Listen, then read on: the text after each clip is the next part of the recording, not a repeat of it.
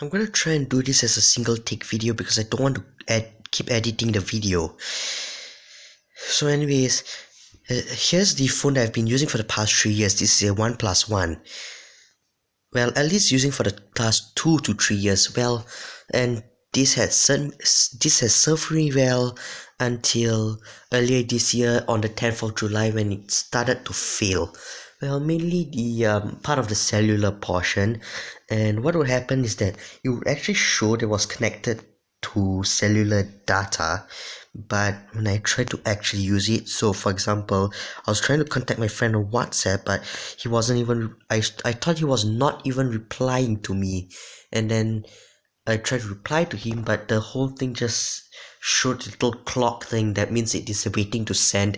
And then of course, if you're unfamiliar with WhatsApp, the clock means waiting to send. 1 tick means send, 2 ticks mean received, and then 2 blue ticks means it's read. So it was stuck on the clock symbol, and then when I came home later that day, I suddenly started receiving a lot of notifications. So it seemed that there was something wrong with cellular data on my phone. So 3 days later, I decided to go and get a temporary phone to hold over until the phone I really wanted had been released. And that phone ended up being an LG Stylus 3, which I'm using to record this video right now. And with the problem that I'm having on this phone, the problem was not only with WhatsApp but also with Facebook Messenger and speedtest.net. Those are the only 3 apps I remember having the problem. And that was a problem for me. That was a real problem for me because WhatsApp is pretty much the most popular instant messenger here in Singapore. Although technically I am not in Singapore, I'm actually at my other place in Perth right now. This probably will be the only video that I'll be making here during this particular stay. Yes, I am back here after 3 years.